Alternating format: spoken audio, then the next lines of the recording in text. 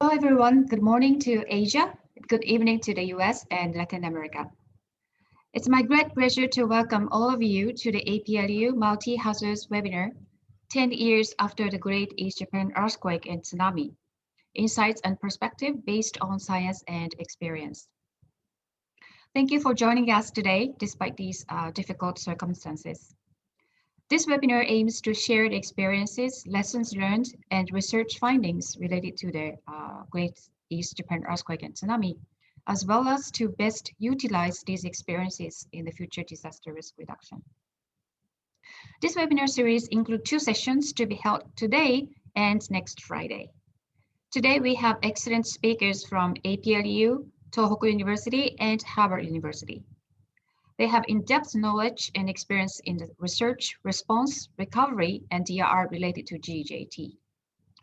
So today's session is organized by the APLU Multi-Hazards Program and Tohoku University in Japan.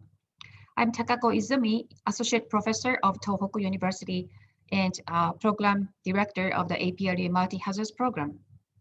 Then I'm also the moderator of this session. The Association of Pacific Rim University is a network that consists of 56 universities in the Pacific Rim from 18 economies, and its international secretariat is based in Hong Kong. And about APLU, the next speaker, Dr. Christopher Tremuan, will explain the details of the network and activities. And the Multi-Hazard Program has its secretariat at the International Research Institute of Disaster Science, IRIDIS, of Tohoku University. And it aims for strengthening the collaborative researches on disaster science among the APLU member universities and contributing to international and regional discussions for DRR policy making through various channels and platforms. So that major activities include the Multi-Hazard Summer School hosted in Tohoku University every year and annual research symposium and the campus safety program. So 10 years ago, on March 11th, 2011, the Great East Japan Earthquake and Tsunami struck the Tohoku region. The earthquake of a magnitude of 9.0 and the subsequent tsunami claimed more than 20,000 deaths and missing persons. They destroyed countless houses, buildings, assets, and livelihoods. And tremendous recovery efforts have been made in the last 10 years with significant and generous support from all over the world. And we will never forget such warmth and heartfelt support extended to the region. But the questions here are, what did we learn from these experiences? What should we pass on from these experiences and messages to the next generation?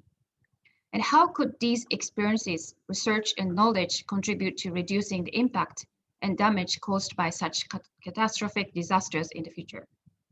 And I hope we can find hints for these questions from today's presentations and discussions. So while you're listening to the presentations, I'd like to encourage you to send us a question to each speaker using the Q&A function. So after each presentation, we will have some time for our Q&A and discussion. So now I'd like to introduce and welcome the first speaker, Dr. Christopher Tremuan, Secretary General of APLU, for his opening remarks. So before heading the APLU International Secretariat, he was the Vice President and Pro-Vice Chancellor of the University of Auckland in New Zealand. So thank you, Dr. Tremuan, for your participation today, and you have the floor. Thank you so much, Dr. Izumi, for this kind introduction and on this very solemn occasion to both remember the events of March 11th and also to build on the response, the positive response to it. So good morning and welcome to all of you to this APLU Multi-Hazards webinar hosted by IRIDIS, Tohoku University, and in partnership with Keio University and Elsevier. The APLU IRIDIS Multi-Hazards Program was established in April 2013. And since that time, it has been working hard to share the recovery experiences and the lessons learned from the Great East Japan Earthquake and Tsunami through multiple research studies and activities. And I myself have benefited from attending the summer school and also being taken to see some of the terrible effects of that day as well as the inspiring work of recovery and of risk reduction for the future. This program, multi-hazards program, is aimed at strengthening the policy impact of the Sendai framework of 2015 by investing in disaster preparedness and effective response, engaging in UN policy-making processes to improve disaster risk reduction, and also creating a policy platform to exchange DRR research findings within the APRU network and beyond. So on this 10th anniversary, as has been mentioned, we have these 2 webinars to share the learning from the research and practices and provide guidance for future preparedness. Now, let me say a few words about APRU as I've been invited to do, but also to help you understand why we actively support the development and growth of the APRU multi-hazards program in this way.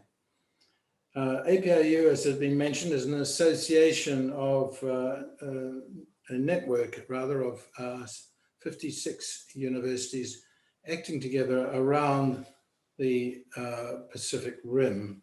And as of course you're all aware, the Pacific Ring of Fire is something we all share. The geophysical features, the extreme events which are now becoming worse owing to climate change, and so on. So these members are all influenced both by these events and also have research and practical expertise and policy expertise in responding to the events of the region. We do that, and we've also picked up, as has been mentioned, the current challenge of the pandemic and begun to direct all the resources of our members on issues such as crisis management. We've brought together many of the research resources around the Pacific Rim through webinars and competitions and through setting up a website for this purpose, which you can see at the bottom of this slide.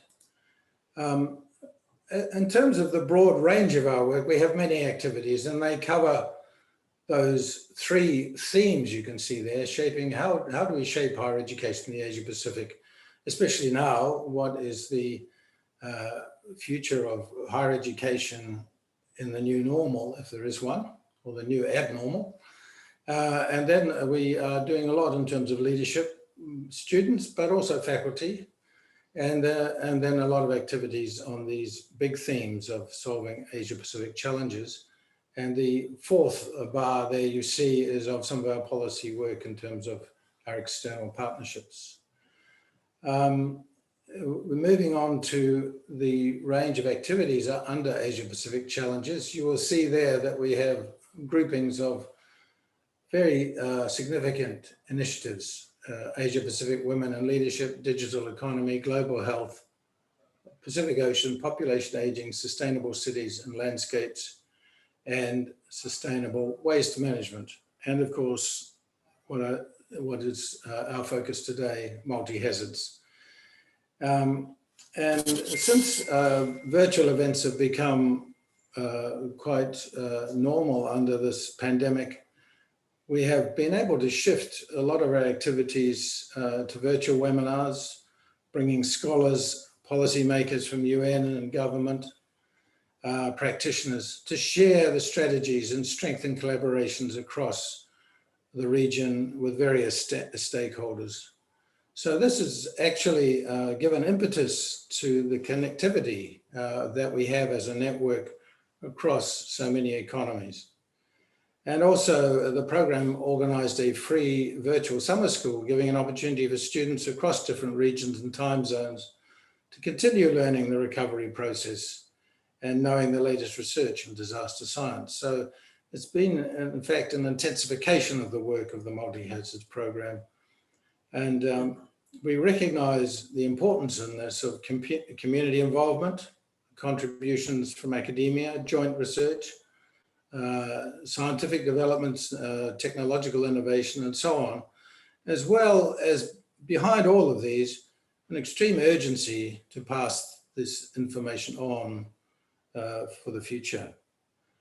Finally, I would like to just thank again Professor Izumi, who's directing this program, Professor Samu Murao, Chair of the Multi-Hazards Program, Professor Fumihiko Imamura, Director of the International Research Institute of Disaster Science, and President Ono of Tohoku University for their collaboration, warm support of this program, and for their leadership in making this an impactful program which is well respected throughout the Asia Pacific. Welcome to this webinar, and I'm sure it'll be extremely worthwhile for all of us. Thank you so much. Thank you, Dr. Tremevan, for your introduction of APLU and the welcome remarks. And I really appreciate your continuous support to the multi-hazards program. Thank you so much. Okay, so now I'd like to welcome the next speaker, Professor Fumihiko Imamura. He's the director of the International Research Institute of Disaster Science, IRIDIS, Tohoku University. And Professor Imamura specializes in tsunami engineering and natural disaster science. He conducted numerous studies, researches on the development of tsunami warning systems and disaster mitigation measures in the Pacific. And in addition, he received a number of awards, such as NHK Broadcasting Culture Award in 2014 and Prime Minister Commendation for Disaster Management Merit in 2016. So thank you, Professor Imamura, for joining us today. The floor is yours. Thank you very much for my introduction. So I'm very pleased to join today's webinar to memorize the Tohoku earthquake tsunami. So let me show you the slide and starting the talk about the overview of the Tohoku earthquake tsunami. The point in my talk today is the first one is the triple disaster, earthquake, tsunami, and nuclear accident in Fukushima. And we are aware the limitation of the warning and hazard map it's made before. We need and use the new data and information from the historical as well as the geophysical approaches. And we would like find the new way of the countermeasure for all kind of hazard, natural and social hazard and disasters through the sharing experiences and transforming the risk for enhancing the resilient systems. So let me start. You can see the idea of the plate movement tectonics. So we are living here in Japan and the other country in the Pacific Ocean. So under the this year, we have the movement of the plate. So frequently we have the earthquake due to the movement of the plate, 8 centimeters per year in the average.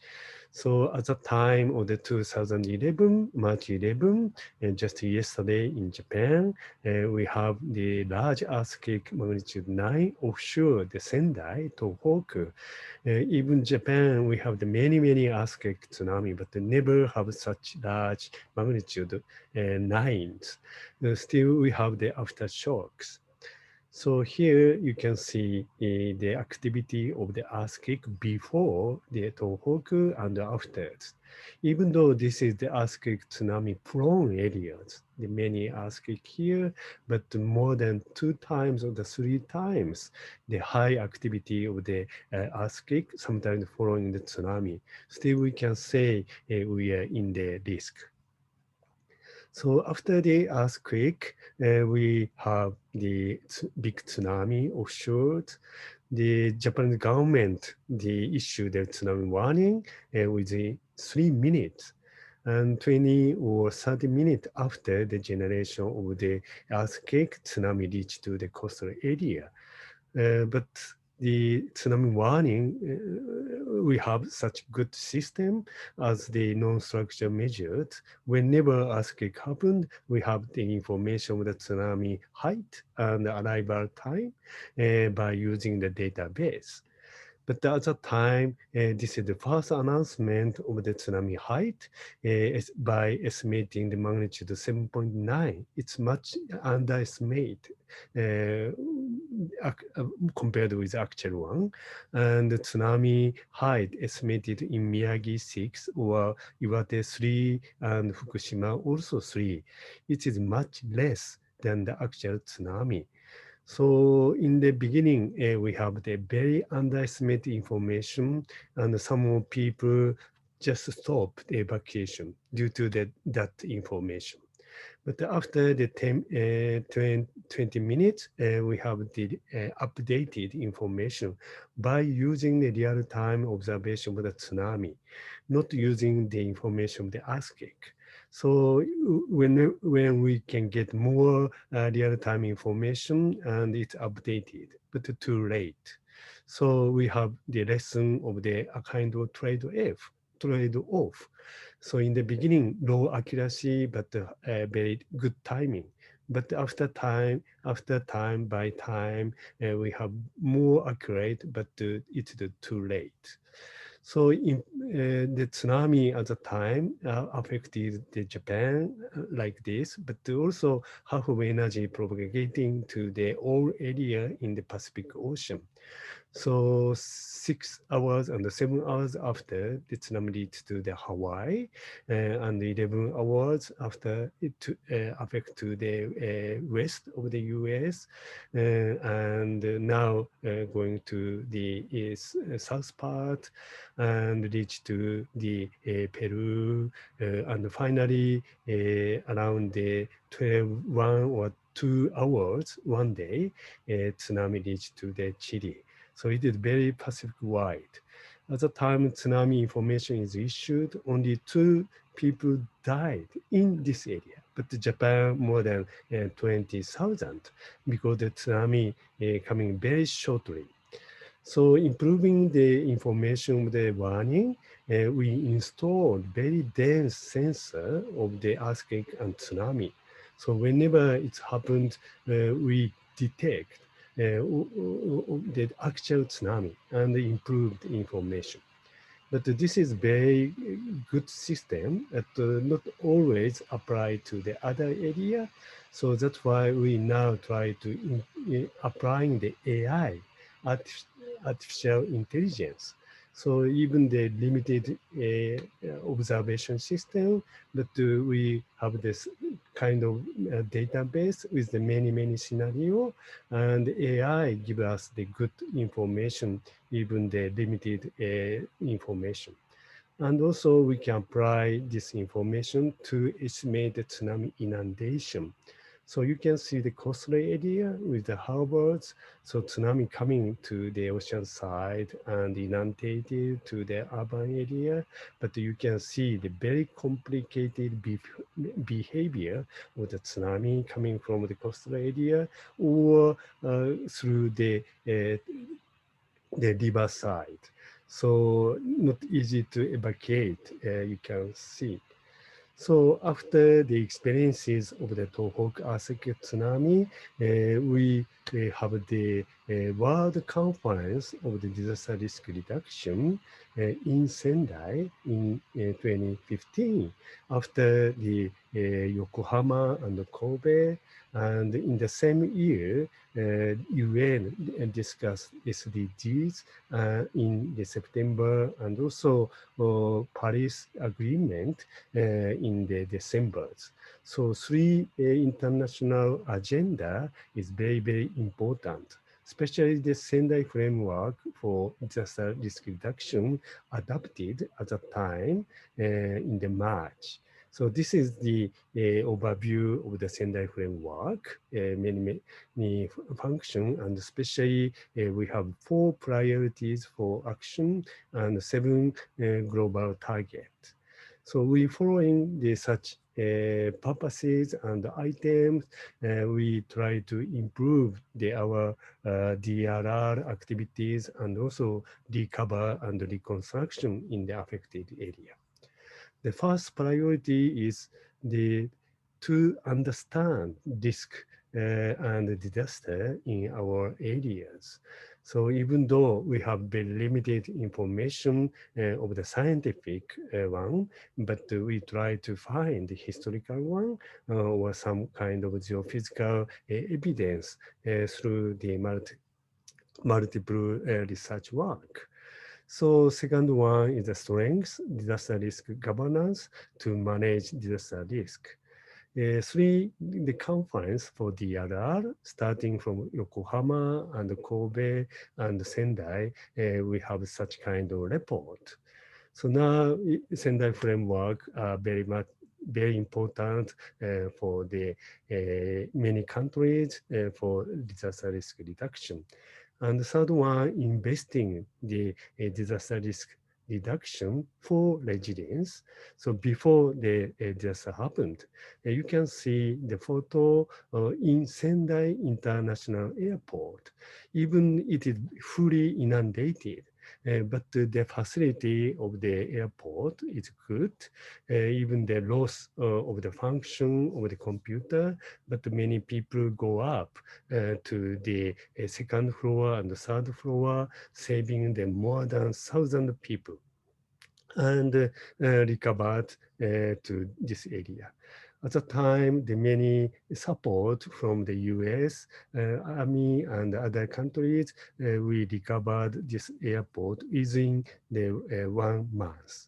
Last one is the idea of the build back better in the recovery and rehabilitation and reconstruction.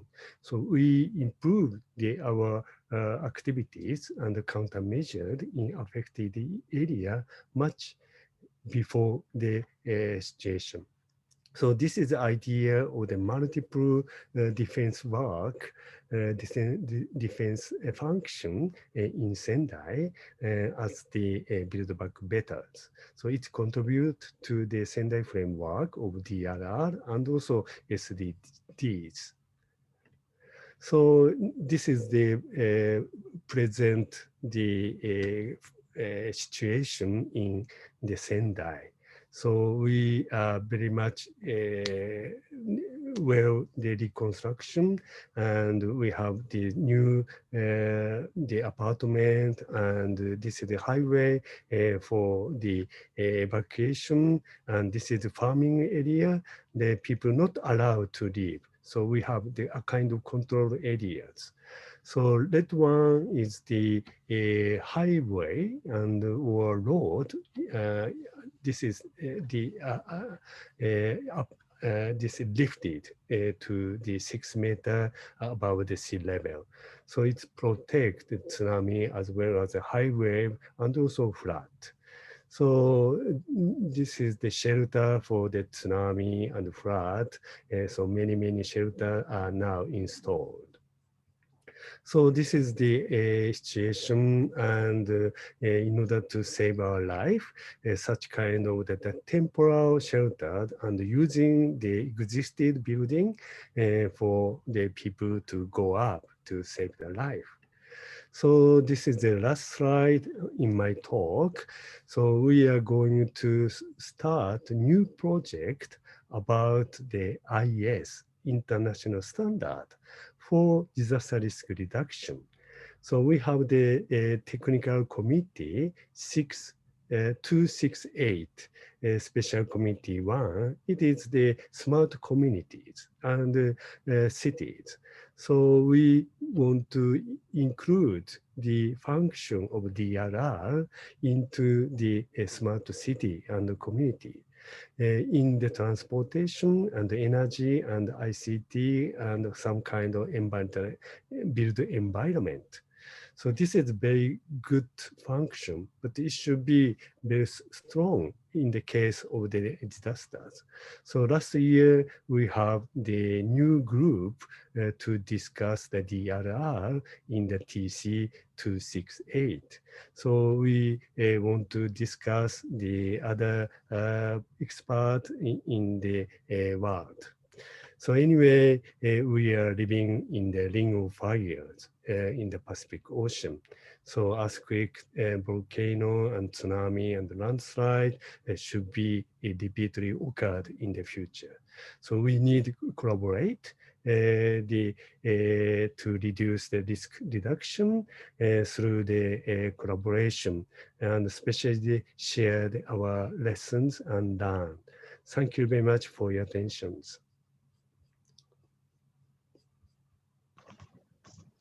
Thank you very much, Professor Imamura, for your very scientific and informative presentation. So we received a couple of questions for you, and first one is that okay, you showed us a slide of the early warning, and what was the reason for the underestimation of wave height on the tsunami warning? Thank you very much for your question. So we have the tsunami warning system using the database. And once we have the earthquake and the estimated magnitude, we have the magnitude scenarios database. So depend on the magnitude and also location, we can get some model from the database according to the magnitude. But at that time, the earthquake was so large.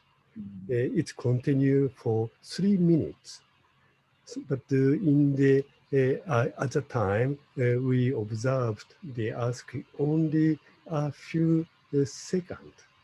So not record all the earthquake.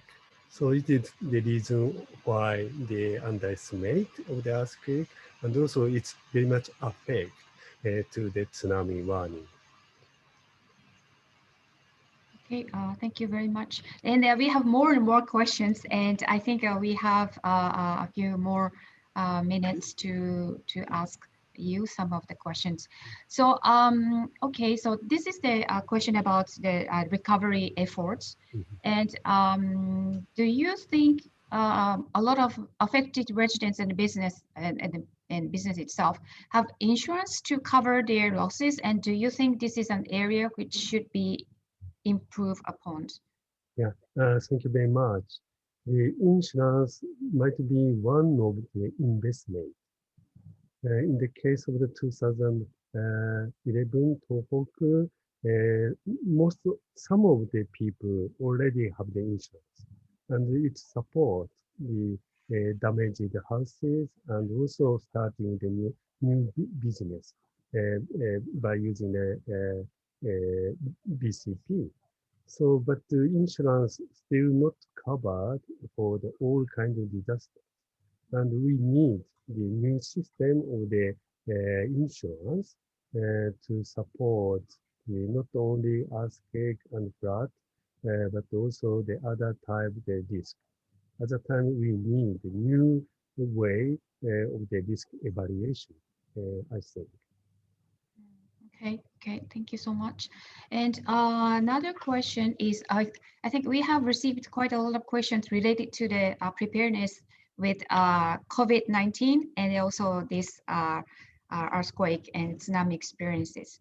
So what do you think about how we can strengthen our preparedness capacity, taking into consideration both pandemic like COVID-19 and also this big earthquake and tsunami natural disasters? Yeah, thank you very much. It is the very big discussion yeah, for all of you and us. So the natural disaster such as earthquake, tsunami, and COVID-19, I can say the social disaster. So there's some kind of the type of the damages might be different, but the countermeasure to reduce both might be we have many similarities. So beforehand, we need education and kind of preparedness according to the experiences. And in the case, we need the response and some kind of the emergency operations and recovery and build back better. So that's the just management cycle should be same. And so we need compile all the experiences and issues together with the natural disaster and also social disaster such as COVID-19. But this is a very big topics. So we want to continue the discussion with all of you. Thank you. Yes, yes, thank you very much. Yes, indeed, I think that's a very big topic right now. And definitely we have to think about pandemic and natural disasters and also then the other disasters as well, like, the Fukushima things and triple and multiple disasters and also other disasters itself. So that would be the very big topic for us, all of us, I think. Okay. And thank you. And the next question is that we also received some questions about Build Back Better. Hmm. And we also talk about Build Back Better in the recovery efforts for this Great East Japan earthquake and tsunami. So after 10 years, what does it mean for you, Build Back Better, and how we can improve our recovery efforts, taking into consideration Build Back Better in the future? Mhm. Yeah, thank you very much. So just after the Tohoku earthquake tsunami, we had a big discussion about the planning for reconstruction. So, but our agreement is to improve our community to prepare all the disasters much better than before. So we have some planning, including some relocation or utilize the infrastructure such as the seawall or combined with the green belt. And also there's some new industry along the coast. So depend on the region, we have some model for build back better. So we have some kind of very unique and many examples of the BBB. And so now I cannot say this is good or not, still in the progress of the BBB, but you can see the many yeah, demonstration for maybe it is very good example, I think. So anyway, the agreement in the residents and the government and the other stakeholder are very important at the Okay. Yep. Thank you, Professor Imamura.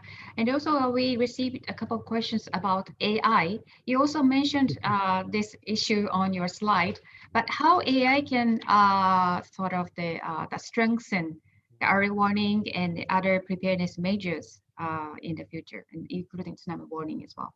Yes, thank you very much. So just after the 2011, we are aware the limitation of the database with the many scenarios. So we have the 100,000 scenario at the time, and according to the data of the real-time observation of the earthquake, but we cannot select the best model at the time. So, but by using the AI, and we can put more possible scenario. It's not experienced in the past, but maybe some possibility in the future. Then we can have a good system of AI to learn the many scenario with in the past and the future. So AI can select very quickly. And by using even the PC, we can provide good information with the tsunami inundation as well. So AI is a good tool, I think, in real-time learning. Okay, thank you very much, Professor Imamura. Yes, I'm sure we will have more and more new technology and innovation and into our future disaster risk reduction measures. Okay, so this will be probably the last question for you. And we quite often heard there is a limitation of science. And in the future disaster risk reduction, how we have to strengthen comprehensively, including both science and also the non-science, which may be social science side. Yeah, yeah. Thank you very much. Yeah, I can say there are some gaps between the sciences and the society. Actually, we already have the good team to collaborate with the natural science and human and social sciences, even the medical sciences. So for example, IDIDES in Tohoku University, we have the big group interdisciplinary, but still we cannot solve the problem in the society. For example, to prepare the all kind of disaster, still we have some problem or issue.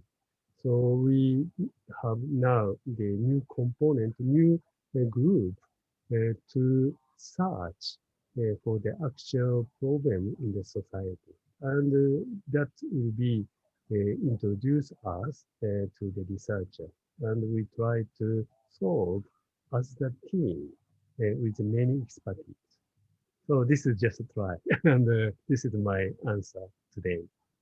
Okay, thank you very much, Professor Imamura. We received more questions, but unfortunately, due to the constraints of the time, we have to close the time. But once again, thank you so much for your participation when you are very, very busy. Thank you. Yeah, thank you very much for many, many questions. Thank you. Thank you. Now I'd like to invite Professor Andrew Gordon from Harvard University. He's kindly participating from Boston, where it is already late night. So we are very honored to have you, Professor Gordon, today. So Professor Gordon is the Lee and Juliet Fogger Fund Professor of History at Harvard University. And his teaching and research focus primarily on modern Japan, and his present research focuses on public history in Japan by examining major sites of Japan's industrial revolution, as well as public commemoration of sites of importance in Great East Japan Earthquake and Tsunami. And in 2011, while serving as director of the Edwin O. Reischauer Institute of Japanese Studies, Professor Gordon led the institute in founding the Japan Disaster Archive. The Digital Archive project makes digital records concerning the 2011 disaster available to a global community, to citizens, students, and scholars in close partnership with many organizations in Japan. And in 2020, he received the second annual International Prize in Japanese Studies from the National Institute for the Humanity. So thank you very much, Professor Gordon, for joining us today. So floor is yours. Thank you. Thank you very much, Professor Izumi, Professor Imamura, and all of you who are part of the APRU collaborative effort. It's my first time to speak to this organization and this audience, and it's a great honor to have a chance to do so on this very important anniversary.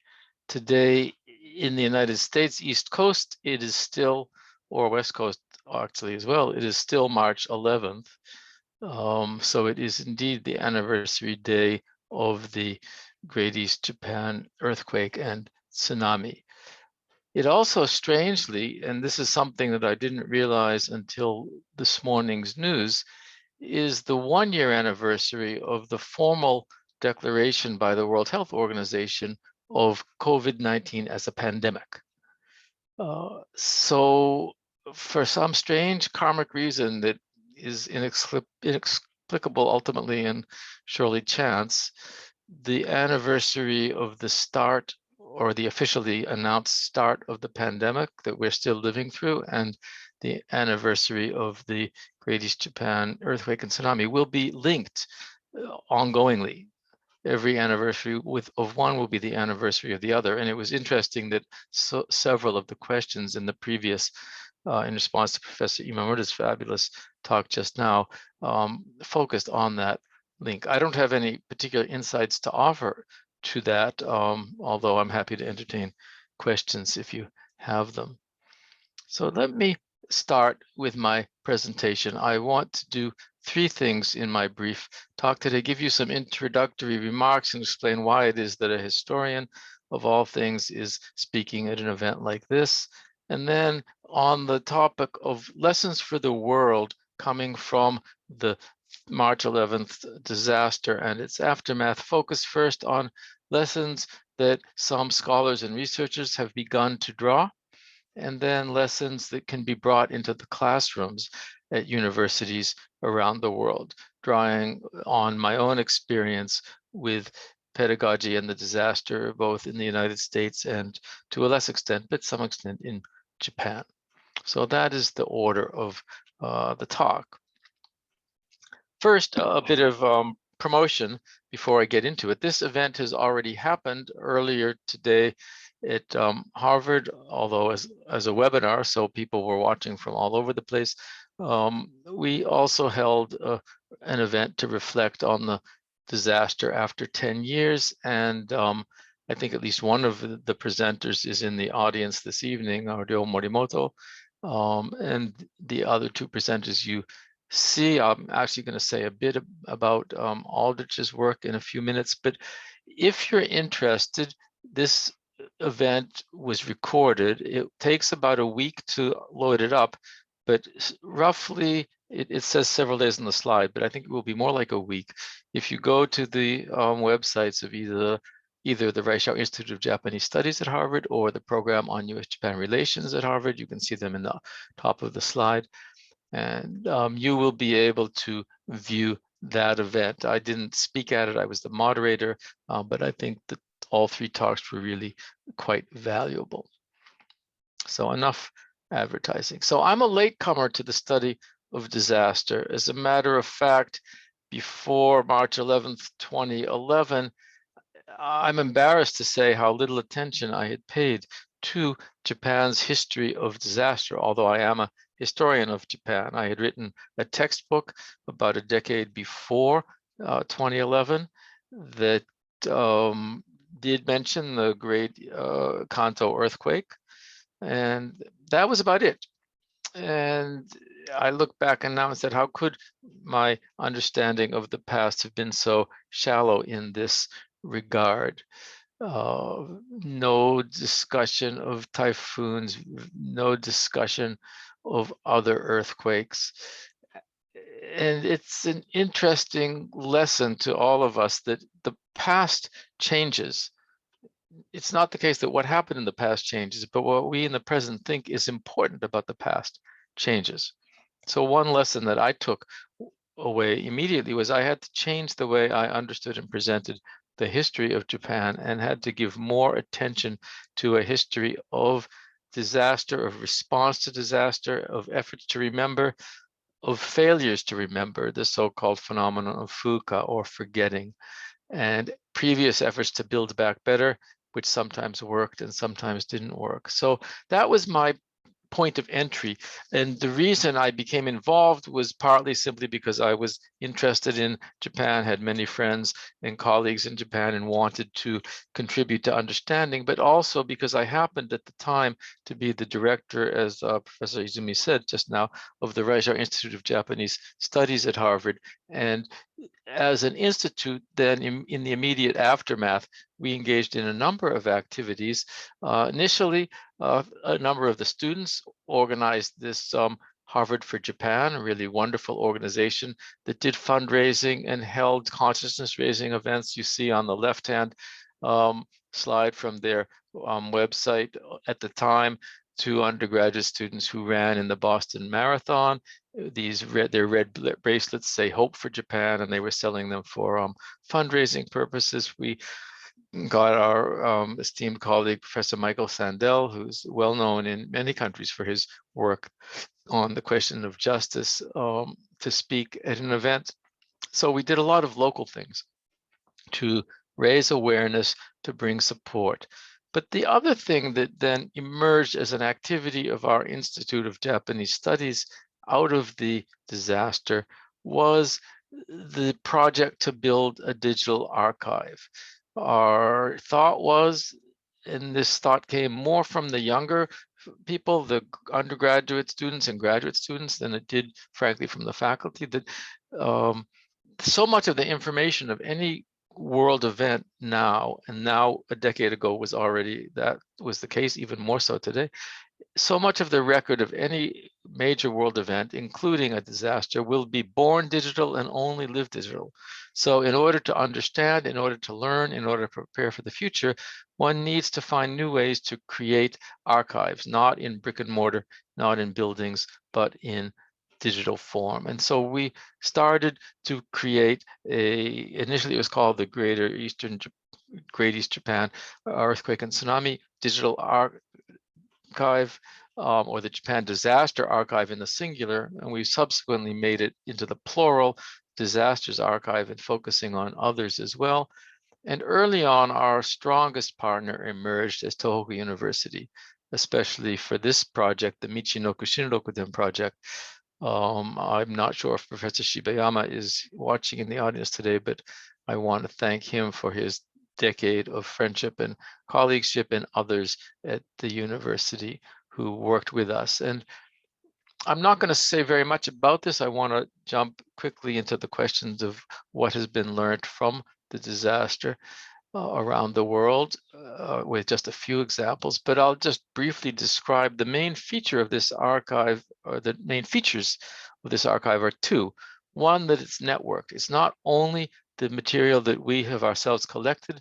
It's impossible for any one organization to collect a full body of materials, but there are actually 15 partners. This diagram on the lower part of the screen only shows only shows 7 of them, but there are actually 15 partner. Each one has its own archive and then is shared through a software mechanism called an API, so that people can also go directly one by one to these archives, or they can come and seamlessly search across them. So the networked character is one and the participatory character is another. And I'll come to that in a few minutes, but the main thing that I want to stress here is that it's possible for users to collect the material from within the archive, to add their own material, to create a collection and make it available for others to consult. And especially in learning, also in research, but especially in learning in the classroom, this participatory aspect, I think, is quite significant. So let me move to then the second part of the presentation and talk to you about some of the lessons that scholars and researchers have drawn from the disaster. I will shamelessly focus mainly on work that I know and people that I know relatively nearby, as just a tiny sliver of the large landscape of the study of this disaster. And the main general point I want to make is that the Great East Japan earthquake and tsunami not only shook the land literally, but it very much shook up the world of scholarship. And it has led to a significant change or addition to the kind of topics that scholars who study Japan, whether in any discipline around the world, focus on. And the students change their research agendas in response to present events, and this happened not only with students, but advanced and senior researchers as well. And one good example of that is this book by Richard Samuels at MIT, Disaster and Change in Japan. Samuels is a distinguished senior political scientist of my generation. So at the time he wrote this book, he was probably already about 60 years old, a year or two after the disaster. He dropped the project he was working on and did a really fine, I think the first important book in English in any case. It came out just with about 12 or 18 months after the March 11th disaster. And he looked at the potentials for change. His conclusion, as you can see from the title, Disaster and Change in Japan, his conclusion was somewhat pessimistic. He didn't find that much evidence of dramatic change as one might have expected. But some promising and interesting dimensions he did focus on, in particular, the ability of local governments to exchange personnel and learn from each other. Many municipalities and prefectures from all around Japan sent people to the northern northeastern Japan coastal regions to help and also to learn. And they brought back lessons to their own prefectures, which they've in own cities, which have been applied. For instance, in the case of Kumamoto Prefecture, Kumamoto City, people who came to northern Japan to help out in 2011 have brought those lessons into practice in valuable ways in their own prefecture, which sadly has faced numerous disasters, both earthquake and from rains and floods subsequently. Another really important work, as much in the realm of sociology as in political science, is by a scholar named Daniel Aldrich, who's also nearby down the street from Harvard at Northeastern University. And he's written a number of articles and books on this topic, but the most recent one, Black Wave, came out in 2019, focuses on networks and governance, and makes the point that social capital, social ties, social networks, both horizontal ones and also vertical ones, vertical that is connecting the municipalities or local areas to the central government, played a critical role in effective response, both in immediate survival and also in the longer term projects of recovery. And so these are two examples of scholars studying the disaster and coming up with insights, and then in the case of Aldrich in particular, applying it to other disasters, because one of his conclusions that social connection, social capital is crucial, has an implication for future policy. To put it bluntly, one way to put it bluntly was that it is more important to spend money building society and building social connections than it is to spend money building seawalls. That's a little bit crude and a little blunt, but that's probably one way you could summarize Aldrich's conclusion. A younger generation of researchers as well, especially in the field of anthropology, has emerged. And just mentioning a few works that I'm aware of, Nicholas Sternsdorf-Cisterna has produced a really fine book looking at food safety after Fukushima, and the subtitle Scientific Citizenship and the Politics of Risk, and looking at the so-called reputational damage as well of Fujio Higai, and then the responses and the challenges of responding. Another anthropologist, Andrew Littlejohn, who also did a PhD at Harvard, is now in Leiden in Europe, and has done interesting work on heritage and tourism and revival, on debates around what type of monuments to leave in place, and also on the controversies over whether seawalls are the right way to go. And this is an extract from a paper he wrote. And another is a woman who spent a lot of time, most of her time in recent years, living in Fukushima and Iwate, Michaela Kelly, who's visiting at Harvard this year.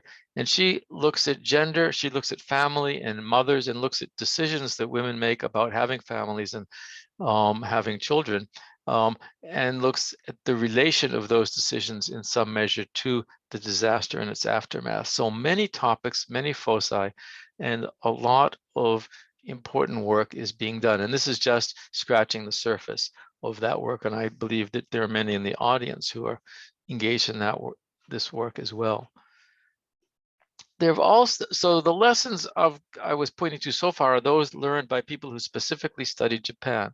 But it's also been the case that the disaster has produced lessons for scholars and researchers, and I should say policymakers, looking at disasters more generally. And here, I mean, there's no need for me to dwell on this. I'll be very brief. The very creation of the institute that's hosting our event today, the International Research Institute for Disaster Sciences, IRIDIS, has been created in response to the disaster, and is now going on to apply the lessons and apply knowledge towards a better future in resilience in the face of disaster, reduction of the damage from disaster, with a Japanese and also a global focus, and doing really important work. And Professor Imamura, I think more than any one person, has spearheaded the creation of that institution. And also, of course, the APRU and its program on multi-hazards, which we're part of today. And indeed, as well, and this came up very significantly in Professor Imamura's talk, so I won't dwell on it, as a lesson for scholars and researchers coming out of the disaster was the convening of the UN conference on disaster risk reduction 6 years ago, more or less to the month, in Sendai, which I was fortunate to attend. And I won't sum up the goals that came out of it because you just heard them from Professor Imamura. So my point here is that there have been lessons learned for the world from this disaster, both in the study of Japan specifically and the study of Japan, of disaster in general. I want to conclude by turning to the question of lessons for teachers and students. And here I'm going to shamelessly focus on our archive project. One of the things that we've done is create the ability for a teacher to work with a group of students and build collections of material and make presentations and projects. And these are two examples of collections that were created last winter, late February 2020, at a meeting in Sendai with teachers from the Tohoku region and some from Kobe and elsewhere in Japan. And for instance, one project that was going to be brought into the classroom to alert students to the questions and issues and challenges in sorting through information and sorting through rumors. That's on the left-hand side. And then on the right-hand side, a project to look into education and disaster reduction preparation in elementary schools. But finally, I want to end here by talking about some efforts in the United States. And I hope and imagine this could be replicated in other countries. We were fortunate to have a grant from the Japan Foundation Center for Global Partnership to hold workshops for teachers in the United States. So far, only one. The second one has been postponed because of the pandemic, but we will eventually hold it. And we brought together teachers. We were astonished at the demand. Over 50 teachers applied to come for 2 days and spend the time with us at Harvard and learn to use the archive and then figure out ways that they could bring it into their classrooms. And this is just an example. On the left-hand side, these are all student projects from a high school in the Boston area, whose teachers attended our workshop. And you can see the topics. It's a class that focused on environmental science. One student studied pets and people. One studied shelters and disaster shelters. One studied the impact on children, on mental health, on the effect on the ocean. And this is an example of one of these, a study done with a focus on food.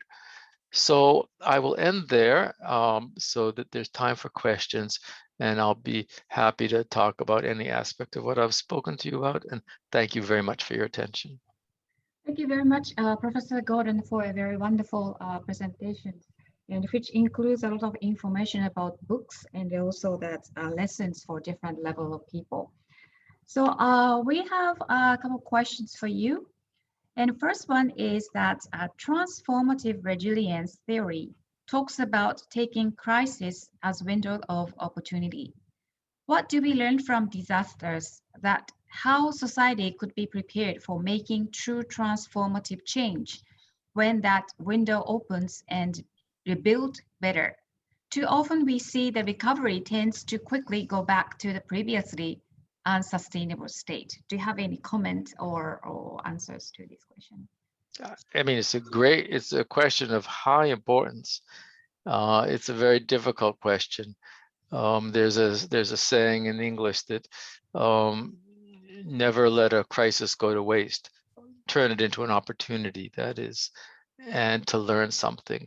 I think the lesson of Dick Samuel's book was to be somewhat disappointed, but that was only 18 months out, as to the extent to which transformative change, as opposed to going back to the old way of doing things, was emerging from the March 11th disaster. One way to avoid the question is to say it's too early to tell. But as I look at the different responses along the coast of Japan, talking about the coastal tsunami disaster now and not the nuclear disaster, one thing that's really notable is the variety of responses. Different communities have responded in different ways about, for instance, returning to the same type of reliance on a massive seawall or not, or deciding to build, and in Professor Imamura's example of Sendai, a different kind of landscape. So I think what I mean by saying it's too early to tell is it will be 5, 10, 15, 20, 50 years before we really know which responses were transformative and which responses were going back to a previously unsustainable state. My prejudice is that those that try to remake a community without rebuilding only more grandly or larger the same preventive measures will in the long run do better, but that remains to be seen, I think. The other, in the case of this particular disaster in Japan, the other true transformation, and whether it turns out to be possible or wise, again, is an open question, was the virtual abandoning of nuclear energy. Japan, as many of you know, drew about 25% of its an energy supply from nuclear power on the eve of the disaster. And now that's down to just a few percent. The government wants to return it to about 20% in, I think, 15 more years. That would be a return in some eyes to a previously unsustainable state. At the same time, we're living in a world of climate crisis, global warming, climate change, where the nuclear power is relatively clean. And so the answer to the question of what's a better way to rebuild that's sustainable and what's not sustainable is not actually an easy one to answer. So I think the question is important, but the answers are tough.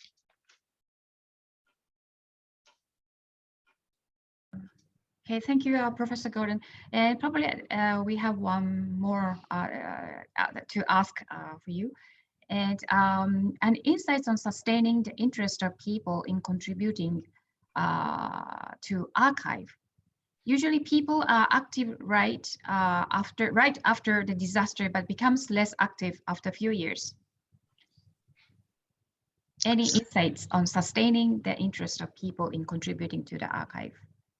Yes, that's a question that we ask ourselves every day as the organization that has built this particular archive.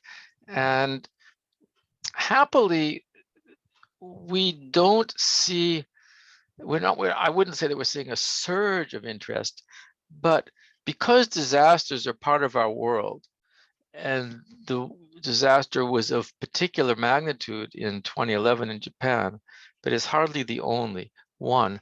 I think the key to sustaining interest will be to connect the March 11th disaster to other disasters. One of the things that was really notable to us when we held a user workshop, it was a year and a few months ago, just before the pandemic in December 2019 in Cambridge, was how many of the teachers from the United States said, the reason I want to come and learn about this archive is because in my community in Arkansas, or in my community in wherever, there's a big river and there's lots of flooding, or there's tornadoes. And there are, so for my students, the question of disasters is not just a far away across the Pacific question. It's a local question. It's a different kind of disaster, maybe not an earthquake.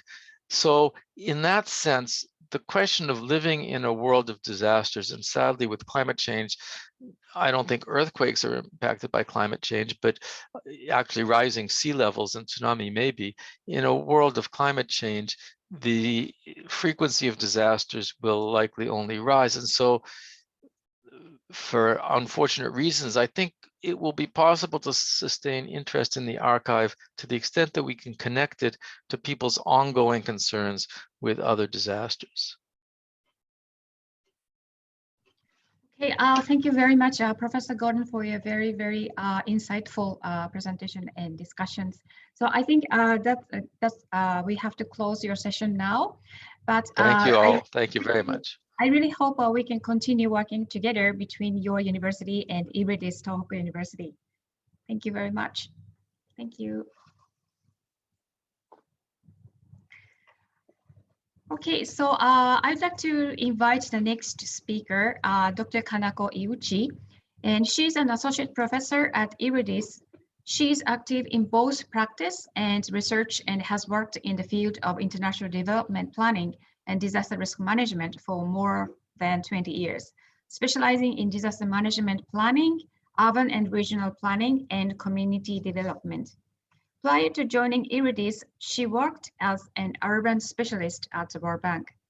Her recent work has primarily centered on planning and researching post-disaster rebuilding after large-scale disasters in urban and coastal areas, including Aceh, Yogyakarta, and Palu in Indonesia, Tohoku in Japan, New York City in the US, and Tacloban in the Philippines, and Kathmandu in Nepal. So Dr. Iuchi, floor is yours. Okay, thank you. Thank you very much. Let me share the slide first so I won't forget. Anyway, is it there? Okay, good. So yes, before I start, I would like to thank you all very much for me to speak in this opportunity to talk to today. And this was really important occasion for me to reflect my tenure, where I started at Washington, D.C., where I was working there when the disaster happened. And so many had happened for rebuilding in this 10 years. And I can't cover everything here in just 15 to 20 minutes. And my message here is very short and very small, but then I would be happy to elaborate for more information with question and answers. And I think my job is to show you all what was happening actually on the ground. So the title here is, what did we learn about rebuilding? And I'm a planner by training. And so I will be talking from my planning background. And before I go, I also wanted to explain a little bit about this picture here. I took about a year ago. And this is taken in one of the rural area in Iwate Prefecture in Yamada town. And you see the levee in the center. And then on your right, you see the fishing complex, and then also fishing processing factories where people work. And then on the left, you see the area for the residential area. And for now, that we are not seeing much of the houses that are standing there. This is only one type. There are different, very different types of levee that we will see. Recovering from this disaster was also unprecedented. And then there are several reasons for that. First, the budget was extremely huge. And budget prepared was largest for reconstruction from major disasters in Japan. And then the amount was US 320 billion. And this is about 5 times bigger than the Hanshin Awaji earthquake recovery fund. And more than 40% was allocated to rebuilding infrastructure. And what I mean by infrastructure is the housing, site development, and community infrastructure, and also levee as well as roads. The second thing is that the National Reconstruction Agency that was established at the national level, and it's the third time in our modern history. The first one was the Kanto earthquake in 1923, and that after that, the Reconstruction Agency was established, but then it lasted for 4 months. And then after the World War II, the Reconstruction Agency was again established for a reconstruction which lasted approximately about 2 years and a little more. But this one that's been established after 3/11, that is existing for the longest time. And initially it was to last for 10 years, but then it has extended another 10 years. So now it's up to March 2031, its longest ever in the history. The other thing to note is that the program supporting creative recovery. Up until now, most of the programs that's been prepared, or the funding that's been prepared at the national level, that was decided how to use by the national level. But then the rebuilding programs were designed to reflect local government's needs. And so what had to happen was that the prefecture and local governments, that they had to come up with the recovery plan, and then they will submit it to the National Reconstruction Agency to have them approved, to have the funding distributed to the local government. So basically the structure was made to be done in a bottom-up process. And at 10-year, all government-led infrastructure-based projects are about to be finished. And I think it's one of the contributions that the Reconstruction Agency had done, although they were more about the monitoring the project and allocating funds. Because they were there, the local governments were able to proceed with the rebuilding. 40% of the recovery funding has been allocated to infrastructure, and so recovery is often seen as engineering focused and infrastructure based. However, there were new forms of recovery platform. Traditionally, recovery is led by the national government, but this time there were more room for non-governmental actors, including volunteers, individuals, and corporates to participate in the recovery. For example, in the industries and business sectors, there were new forms of businesses that were established with collaboration between corporations and local businesses. And then we talk about machizukuri, or the community development. There were new forms of collaboration in many places among the university, NGOs, and local representatives, as well as the individuals. And the other thing that is unique is that everybody shared the idea of rebuilding robust. Local governments and community, however, had to figure out the spatial layouts, how to manage or live with the tsunami risk. Without any examples, all of them had to figure out their relationship with risk. And by number, there were approximately 380 places that had to be rebuilt, resilient. Some of the community only had maybe 20 households, whereas other places had approximately 2,000 households. So it was different. And all approach rebuilding differently. And rebuilding differently means to rebuild by raising the land, or relocate it to the hillside, or use levee as a defense for future tsunami, or combine them to fit into their needs. So question at the 10th year is that, did we learn how to address people's needs by using financial resources more intelligently? The amount that was prepared by the national government was huge, but were we able to include locally based ideas? The program was designed to be like that. Were we able to preserve local values and culture? Were we able to come up with new values and ideas for living? So this is the question.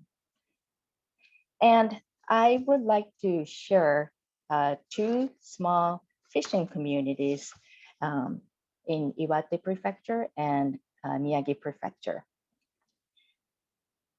And these two communities have unique turnaround in the process of coming up with the final rebuilding plan.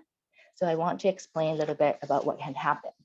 One is in Mone community in Kasenuma City, and that's special because it's the first community in Miyagi Prefecture submitting a petition to the government to collectively relocate. The picture that you're seeing here is that me taking the picture looking down the original site from where they have relocated to. Okay, so after the tsunami, the community gathered together to the evacuation site and they confirmed that they wanted to be together even after rebuilding and start negotiating with the landlords where they wanted to be relocated to. And then within 6 weeks, they visited Chuetsu community that had experienced collective relocation back in 2005. And they learned it's really important to have a collective voice to negotiate. The government is important. And they were really also encouraged that a place in similar situation had gone through the process. And so they decided to submit a request of relocation together with a site identified. The government, however, when they came up with the relocation site design, it was too expensive. The community thought that they didn't want to burden the budget. They wanted to make it cheaper. And so they sought help from external professionals, like university professors. And they redesigned the area to reduce the construction cost. And at the end of the day, the rebuilding had cost half the original price. And right now, community is living together with their value to live humble. And they have named their new place called Yokodai, which is probably can be translated as hilltop facing the sun. The other example is from Kerobe community in Kamaishi City, which is in Iwate Prefecture. And that's the community that have rebuilt without levy. And you can see in the picture below that's a community before tsunami. That's pretty dense. And with the tsunami, 40% of the total houses were washed away. And they were really scared with the tsunami in the future. And then they wanted to rebuild with the levee to protect them. And so initially, they petitioned the city government to construct a levee for them. But then when the city government came up with the levy plan, it shows that the workplace will be destroyed. And it was really critical problem for them because it was, the place was really important for seaweed processing because the processed seaweed increases its value 3 times higher than not processing it. And so it really affects their annual income. And so they decided that they needed to protect their workplace. And they asked the city government to not to have the levy, but they were asked to have the substitution plan when they asked for the removal.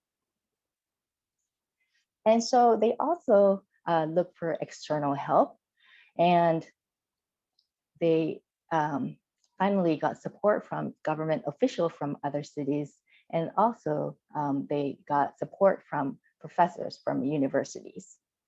The new spatial design that they were able to come up with was to not to have the levee, but to have the road instead as a barrier to tsunami, and which is at the level of 14.5 meter high, which is about the same height as the original plan. And then houses were to be rebuilt above the road. So even if the tsunami hit, the community will be able to be safe. And right now, the workplace is used for seaweed processing, and fishery communities, they are living nearby the ocean. So what do we see in common in these two communities? Well, the first one is that the communities kept taking initiatives. Even before the local government told them, or the national or the prefecture government told them what to do, they petitioned to the government showing their will, how they want to rebuild. And they continued revising the plan as many issues arose. The second thing is that they reached out for professional help. They had their vision on how they wanted to live after recovery. And that really helped the professional how to help them. And by doing so, they were able to preserve and redevelop their ways of living even after relocation in nearby place. So that's the case of the two communities, but we do have to keep in mind that not all Tohoku communities succeeded in pursuing their way of life. Other people had to move into some of the apartment buildings that were just provided by the government. And also participation and consensus building requires time. Most of the leaders, when I interviewed them, they mentioned that they were only able to do this because they had the job flexibility. And also the community size can complicate the process. Two communities that I showed today is quite small and cohesive to start with. And so they were able to share information and they were able to collect the voices to put it into one. Those two communities, however, still struggle with the issue of aging. And so underlying issues are very difficult to solve. And so the takeaway for me is that the rebuilding process really matters for better outcomes of those who are recovering.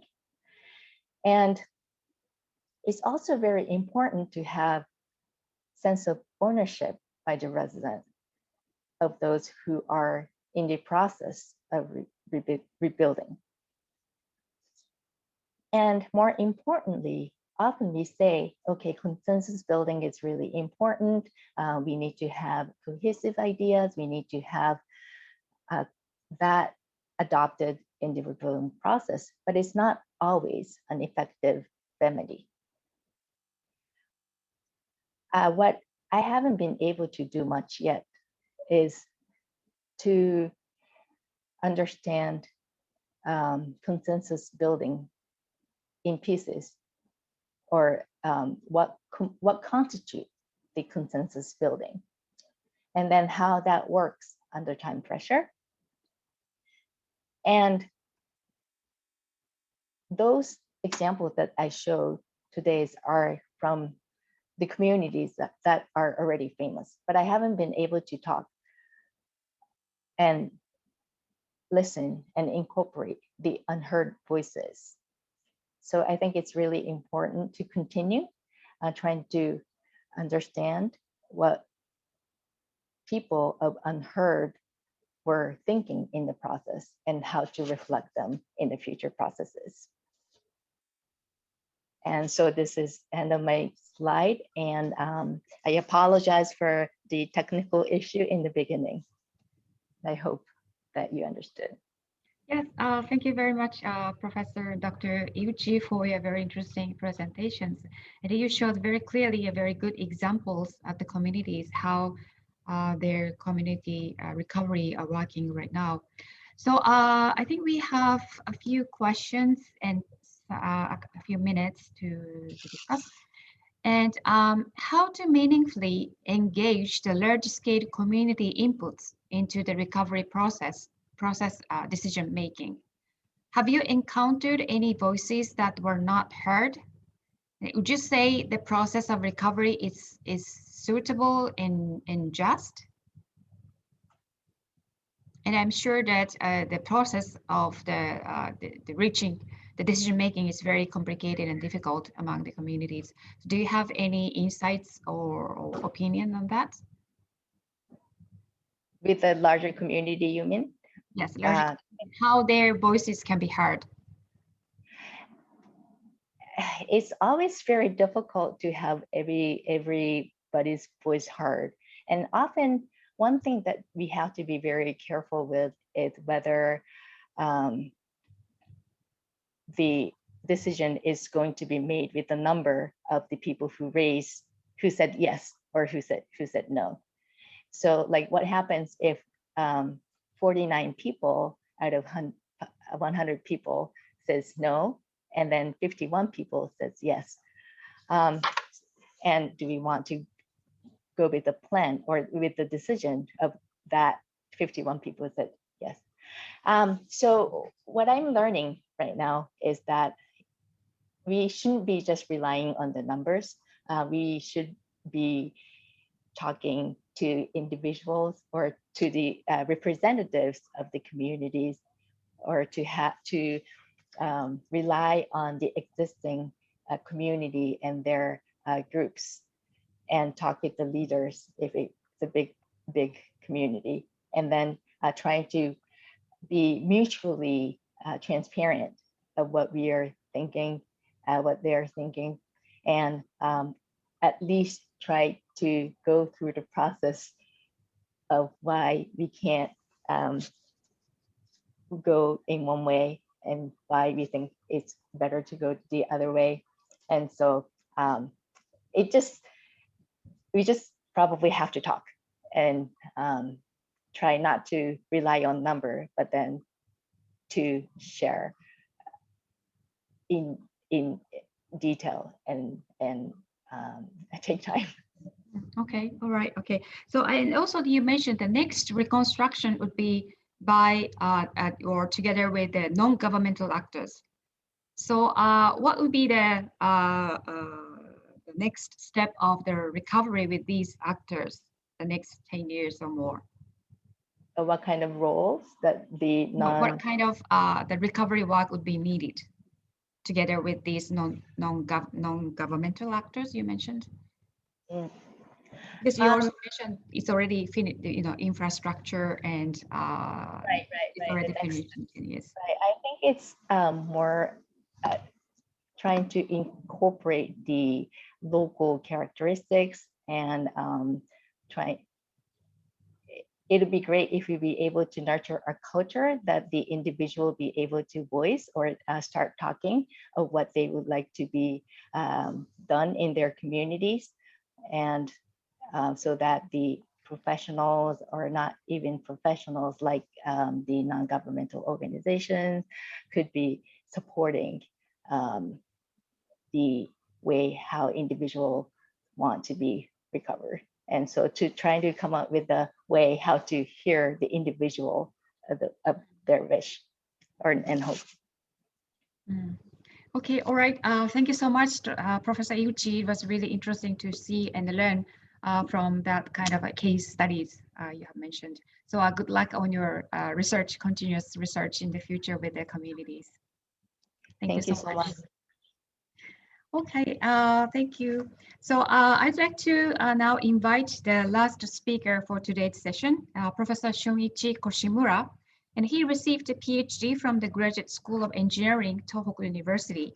And after that, he started his career as a JSPS Research Fellow in Earthquake Research Institute, the University of Tokyo, and a researcher in Pacific Marine Environmental Laboratory, NOAA, USA. And he joined IRIDIS as professor in 2012. And Dr. Koshimura carries out his research specifically on tsunami disaster.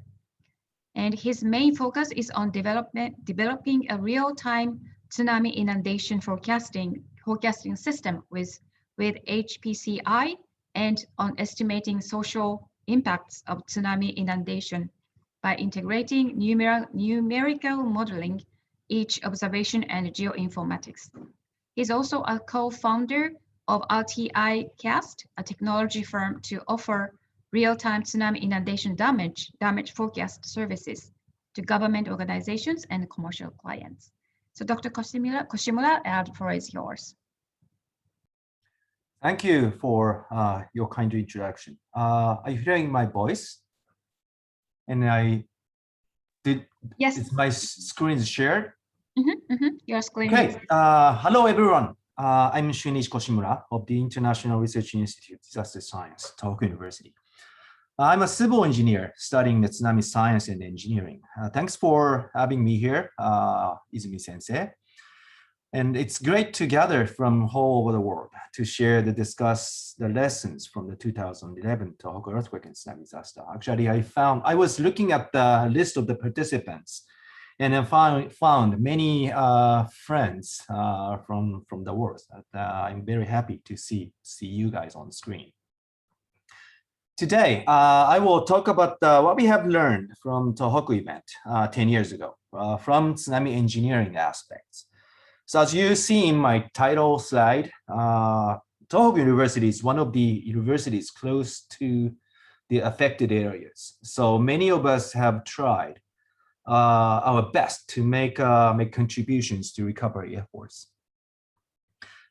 There are many things actually when we discuss the lessons spending 4 hours, but it's impossible. So if you are interested in my talk, please read this paper published in the Philosophical Transactions of the Royal Society.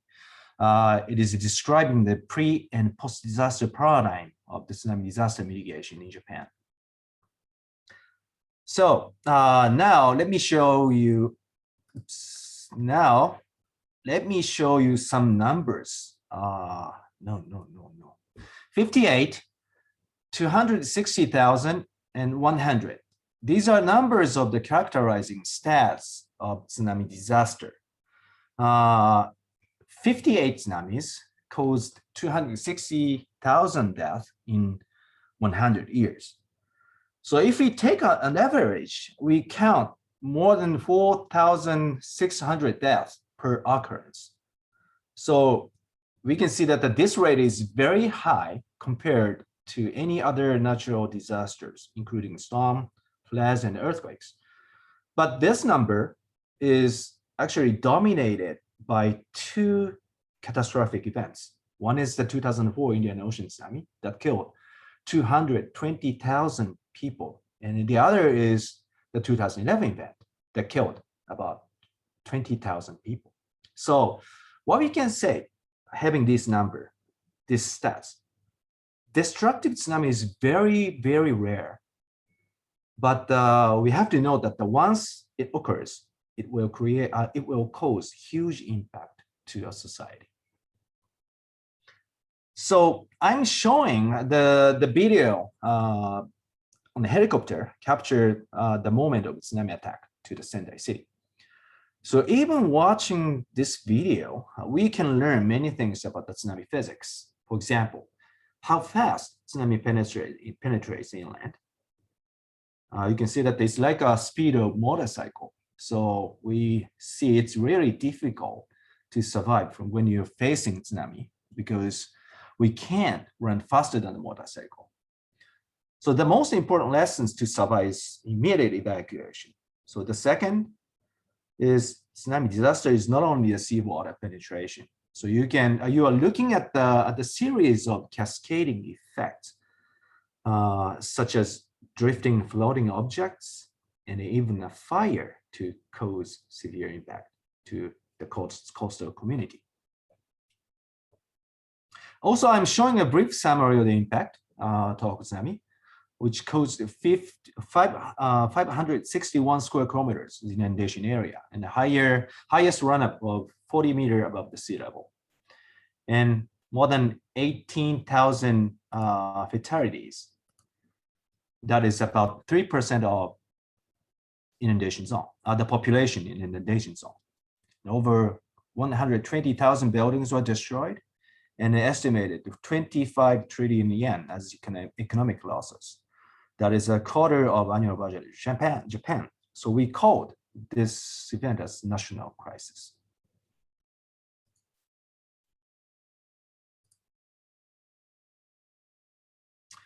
So Tohoku tsunami was consequences of the great fault ruptures started off Miyagi Prefecture that caused huge amount of water displacement over 5 minutes in the wide area, or 250 kilometers west to east, and then by 500 kilometers north to the south. When it propagated to the coast areas that penetrated inland up to 40 meters above the sea level.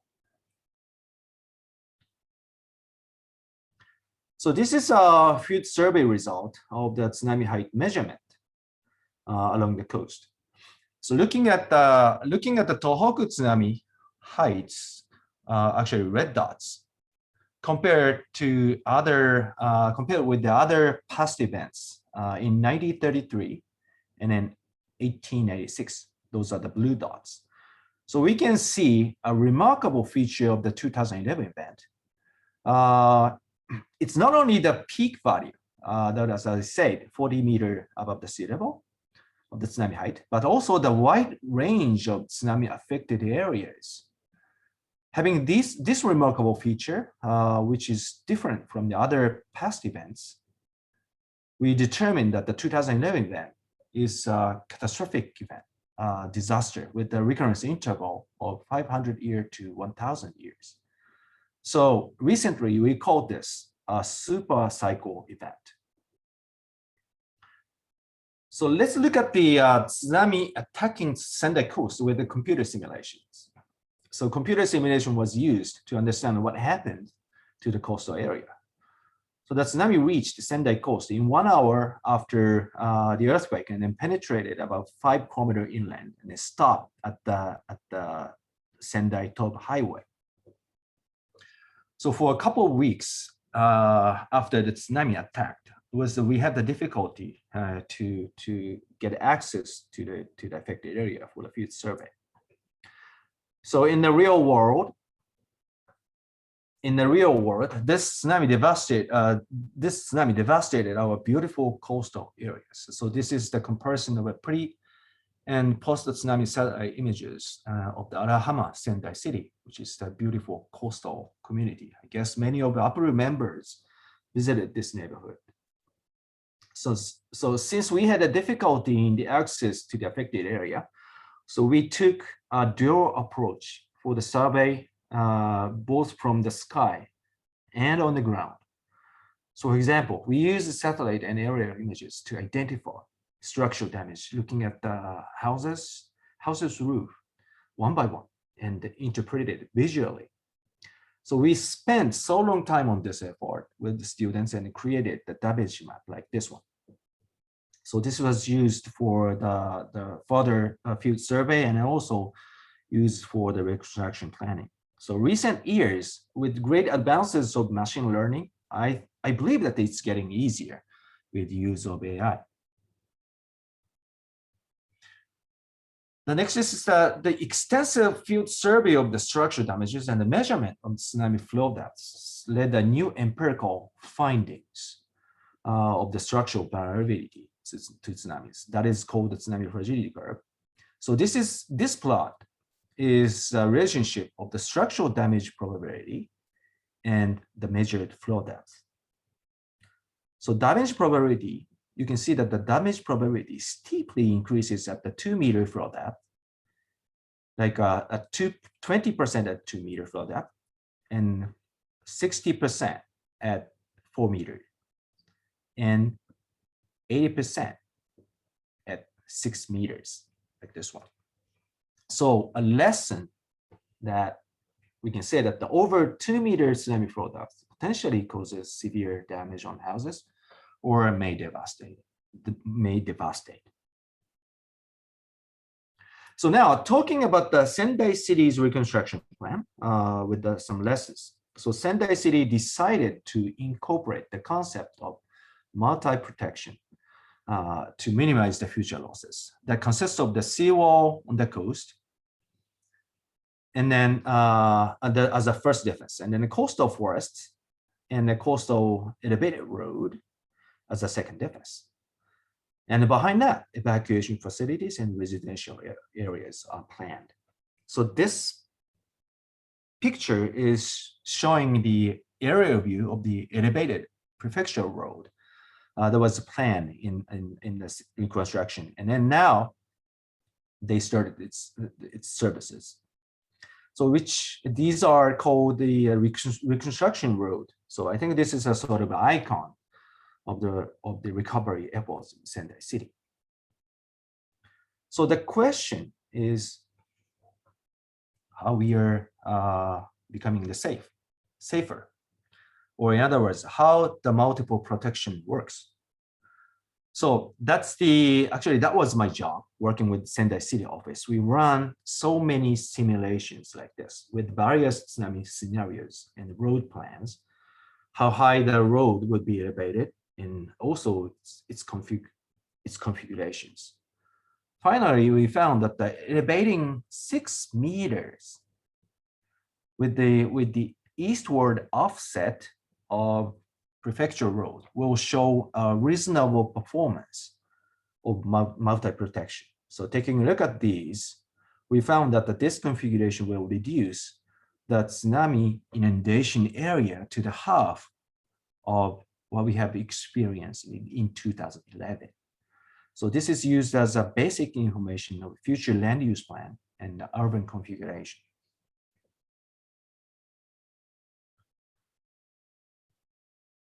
So one more about the structural aspect. Oh,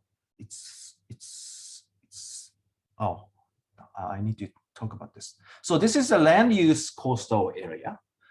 So as we can see in the simulation, we determined that this red area was designated a disaster risk area. So that prohibits to develop the residential area.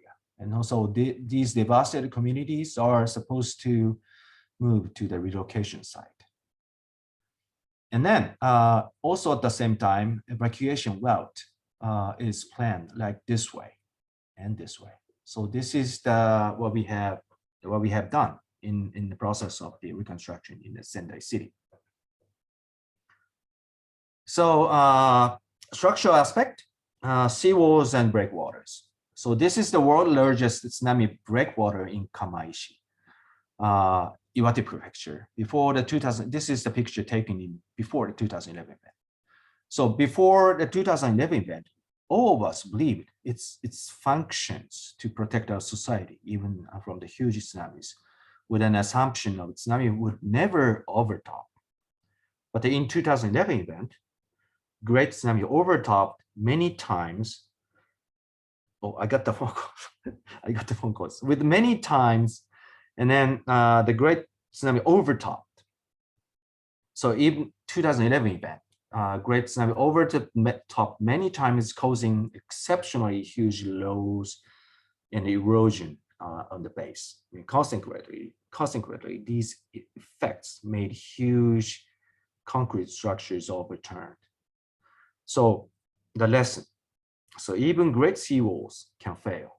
And this lesson led a new concept of the resilience design of the seawalls to avoid erosion and overturning and to keep its functions even after the tsunami overtopping. So the next question, talking about how we can find a safe place. It's on the hazard map, tsunami hazard map or evacuation maps. So let me show you some example. One example from Tsunami City that had fatality of more than 1,400. So that is in the Tsunami City is in northern Miyagi. So this is a typical design of the hazard map published before the 2011 event to show the tsunami risk area, like the red and yellow, from the past events or computer simulations with additional information of evacuation site and some surviving instructions. So actually this was published before the 2011 event. And the question is how these maps were correct or not. So let's add the 2011 events inundations on this map like this. So some may say it's pretty good. Some may say it's much more extensive than what we have prepared. So how do you think about this? So in my sense, the tsunami inundation area is pretty consistent with what we had prepared before the 2011 event, but some areas are that estimated no inundation in the hazard map, but actually inundated like this one. So knowing which areas are at risk is critical, but one must also recognize that the predictive limits of science and technology.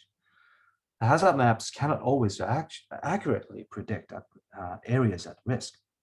So governments can reduce risks, but communities must not feel completely safe. Even now, the computer simulations cannot predict everything that will happen in a disaster. The hazard maps have two functional aspects, in other words. So one is to tell people that they are at risk.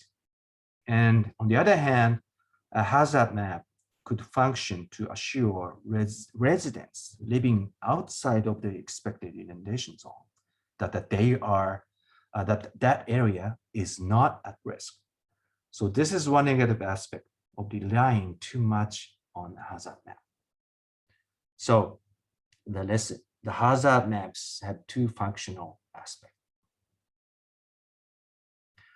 So those lessons led a paradigm shift of the coastal protection policies, identifying potential tsunami levels. One is the prevention level, which is called the level 1 for 550-year tsunami of the recurrence interval. That is planned to prevent tsunamis from penetrating inland to protect life distant properties. So that level is applying to seawall design. The next is preparedness or mitigation level, which is called level 2 for the extreme tsunami. So to reduce the losses with comprehensive measures, like including the coastal protection, urban planning, evacuation planning, and the public education. So that is applied to tsunami disaster management plans. So that's I think that's a huge, remarkable paradigm shift of the tsunami disaster management in Japan. So as a summary about knowing risks, like which areas as a risk is critical, but there are the predictive limits of science and technology. So as I noted as an example, there is a two functional aspects of the hazard maps.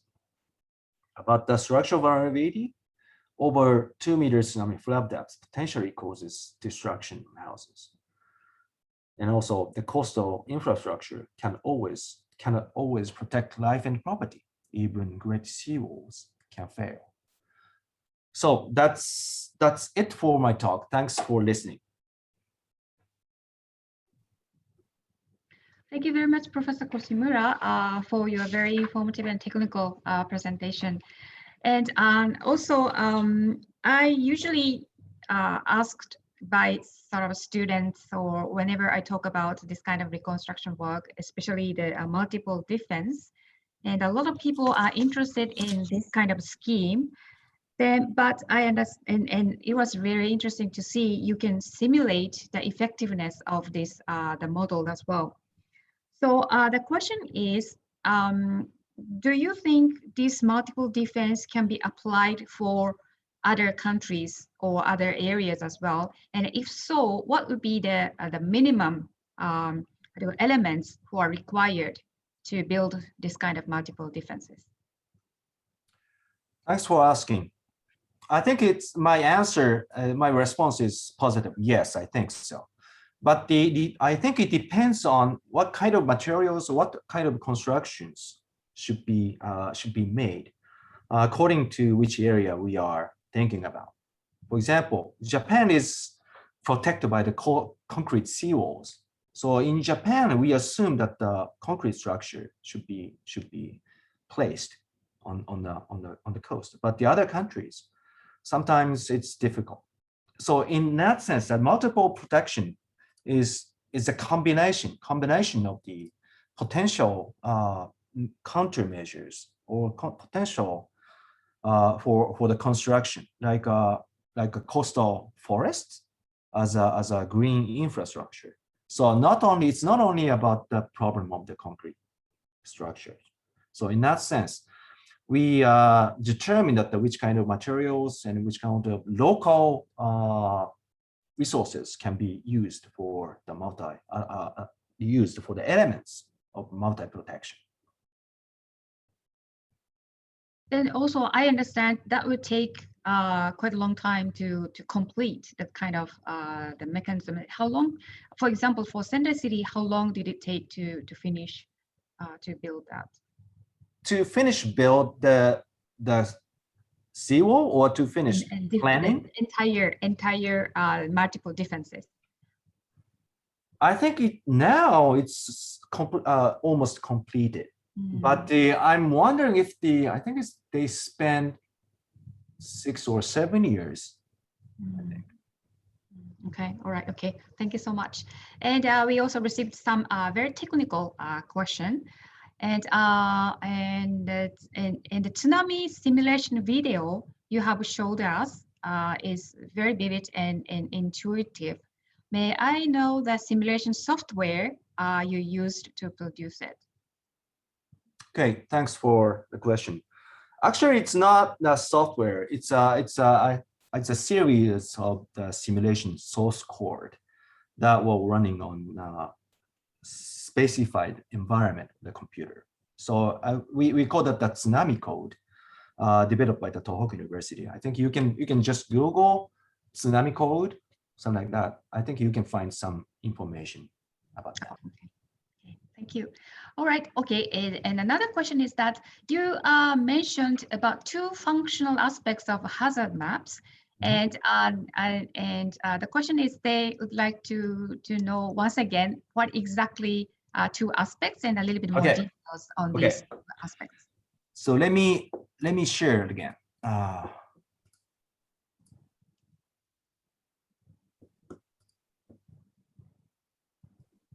you looking at the map? Yes, yes. So okay, what I mentioned is the 2 functional aspects of the hazard map. So one is to tell people that they are at risk.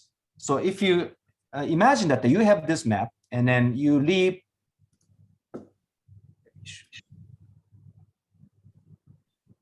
Let's assume that you are like living here.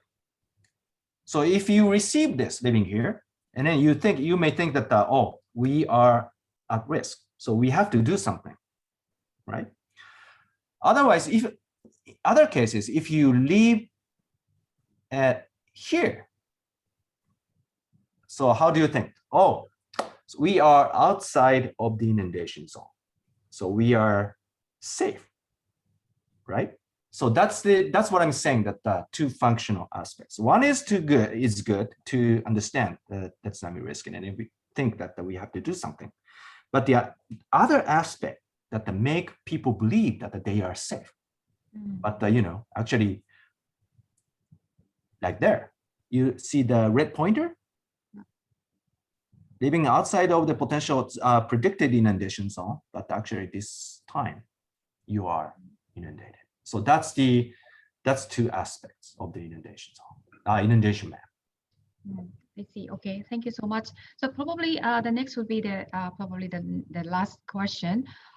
You also mentioned the limitation of the science, and we cannot completely rely on that.